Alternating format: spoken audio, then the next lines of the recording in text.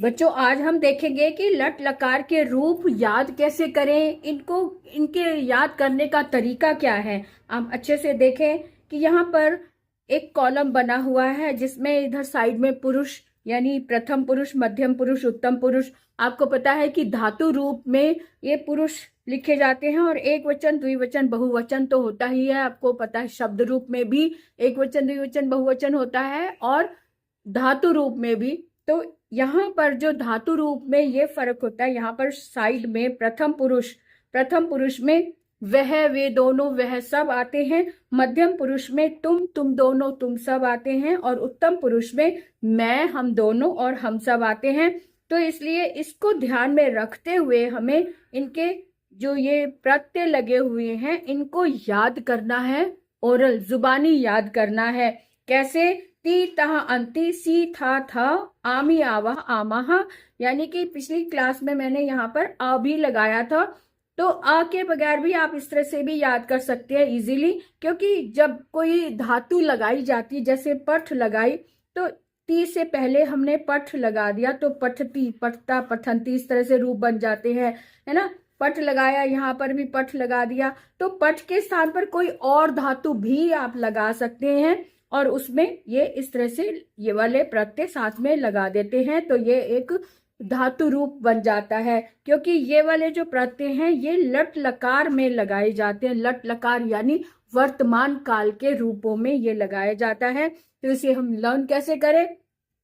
प्रथम पुरुष में ती तह अंति, मध्यम पुरुष में सी थ, उत्तम पुरुष में आमी आवा आमा। यहाँ पर आमी लगा ले, क्योंकि आ में जैसे पठ में आ लगता है, पठामी, तो पठावी द्विवचन में आवाह और बहुवचन में आमह, इस तरह से लग जाता है।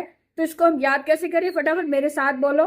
प्रथम पुरुष ती ता अंति, मध्यम पुरुष सी था, उत्तम पुरुष आमी आवाह आमा। इनको अच्छे से याद करो। फिर से बोले, ती ता अंति, सी था, आमी आवाह आमाह।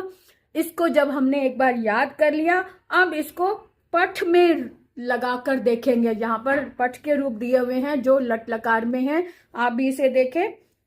प्रथम पुरुष में पठ में ती लगा दिया तो पठती, पठ में तह लगा दिया तो पठता, पठ में अंति लगा दिया तो पठंती। मध्यम पुरुष में पठ में सी लगा दिया तो पठसी, पठ में थ लगा दिया तो पठथा, पठ में थ लगा दिया तो पठथ।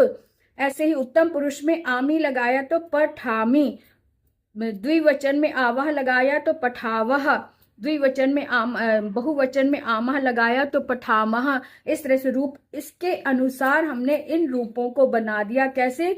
पठती, पठतः, पठन्ति, पठसी, पठथः, पठथ, पठामि, पठआवह, पठआमह। इस तरह से हमने इसके रूप बना लिए और ये कौन से लकार में आएंगे? ये लट लकार में आएंगे, अर्थात ये वर्तमान काल है।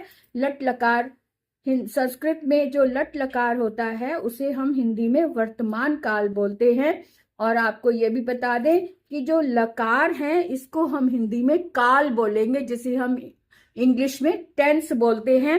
तो लकार मीन्स टेंस भी होता है और काल भी होता है और समय भी कह सकते हैं इसको, कि वर्तमान समय, भूतकाल समय या फिर भविष्य का समय। तो लट का मतलब होता है वर्तमान काल। वर्तमान काल के रूप हमने इस तरह से याद करें। एक बार फिर से मेरे साथ बोलो। ती तह अंति, सी थ, आमी आवाह आमह। अब एक बार और देख लो कि ये ही वाले जो प्रत्यय हैं लिट लकार में भी इनको इसी तरह से याद कर सकते हैं, लेकिन ती से पहले इष्य लग जाता है। इष्यति, इष्यतः, इष्यन्ति, इष्यसि, इष्यथा, इष्यत, इष्यामि, इष्यावः, इष्यामः। इस तरह से इसको हम जोड़ सकते हैं। इसके रूपों को यहाँ पर देख सकते हो। यहाँ पे लट लकार और लिट लकार दोनों दिए हुए हैं, है ना। यहाँ लट लकार और लिट लकार दोनों में यही वाले प्रत्यय यूज होते हैं, लेकिन लिट लकार में इष्य साथ में और लग जाता है। तो कैसे रूप बनेंगे इसको देखो अच्छे से। सह पठती, है ना, पठती, पठता, पठंती। और जो लिट लकार है पठिष्यति, पठिष्यतः, पठिष्यन्ति। आप इन्हीं इन्हीं लकारों में दोनों में ती तह अंति को जोड़कर अपना रूप बना सकते हो बड़ी स्मार्टली। सिर्फ लिट लकार में इश्य और लगा देना, ती से पहले इश्य और लगा देना। तो कैसे बनेगा, यहाँ पे पठती, ती तह अंति है ना, तो यहाँ पे भी ती तह अंति है, लेकिन यहाँ पठिष्यति, पठिष्यत जो ई है वो इसमें मात्रा लगकर बनकर लग गई, इष्यति का हो गया पठिष्यति, इष्यतः का बन गया पठिष्यता, इष्यंती का हो गया पठिष्यंती, है ना। तो पठिष्यति, पठिष्यता, पठिष्यंती ये तो हो गया लिट लकार में, और पठती, पठता, पठंती ये हो गया लट लकार में। इन बातों को आपने ध्यान रखना है। अब हम आते हैं मध्यम पुरुष में। मध्यम पुरुष में इसके कैसे लगेंगे तो देखते हैं। यहाँ पे हमने सी था पढ़ा था ना, तो खादसी, खादथा, खादथ। अब यहाँ पठ के स्थान पर खाद धातु लग गया, खाद धातु में भी सी थ लगाया तो खादसी, खादथा, खादथ। और यहाँ पे लिट लकार में भी इष्यसी, इष्यथा, इष्यथ लगाएंगे तो खादिष्यसी, खादिष्यथा, खादिष्यथ, इस तरह से हो गया। अब हम आते हैं उत्तम पुरुष में। उत्तम पुरुष में भी हम आमी, आवह, आमह वाले प्रत्ययों को लगाएंगे। लट लकार में लगाया तो यहाँ पे क्रीड धातु, पठ के स्थान पर हमने क्रीड धातु लगाकर हमने आमी, आवह, आमा को प्रयोग किया तो क्रीडामी, क्रीडावह, क्रीडामह, ये तो हो गया लट लकार। अब आते हैं लिट लकार में। यहाँ पर भी आमी, आवह, आमा ही है, लेकिन आमी से पहले इष्य और लगा देना है। तो शब्द क्या बना, क्रीडिष्यामि, क्रीडिष्यावह, क्रीडिष्यामः। तो इस बार एक बार फिर से शुरू से पढ़ लेते हैं। पठती, पठता, पठंती, पठ, खादसी, खादता, खादत, और क्रीडामी, क्रीडा, क्रीडावह, क्रीडामः। ऐसे ही ये वाला भी ले ले लिट लकार में, पठिष्यति, पठिष्यतः, पठिष्यन्ति, और खादिष्यसि, खादिष्यथ, खादिष्यत, ये मध्यम पुरुष का हो गया। और ये उत्तम पुरुष में क्रीडिष्यामि, क्रीडिष्यावः, क्रीडिष्यामः। इस तरह से हमने इन रूपों को याद किया। हमने कैसे ये याद किया, ती तह अंति, सी थ, आमी, आवह, आमः, इनको, इन प्रत्ययों को हमने किसी भी धातु में लगा दिया। यहाँ पठ में लगा दिया तो पठ के रूप बन गए, यहाँ खाद में लगा दिया तो ये खाद के रूप बन गए। अब यहाँ आप कहेंगे कि ये तो मध्यम पुरुष है, मध्यम पुरुष में लगाना बताया है, अगर इसी को हम यहाँ पे लगाएं तो खादती, खादता, खादंती आ जाएगा। और यहाँ पर भी उत्तम पुरुष में लगाया तो खादामी, खादावह, खादामह, इस तरह से हम इनका प्रयोग कर सकते हैं।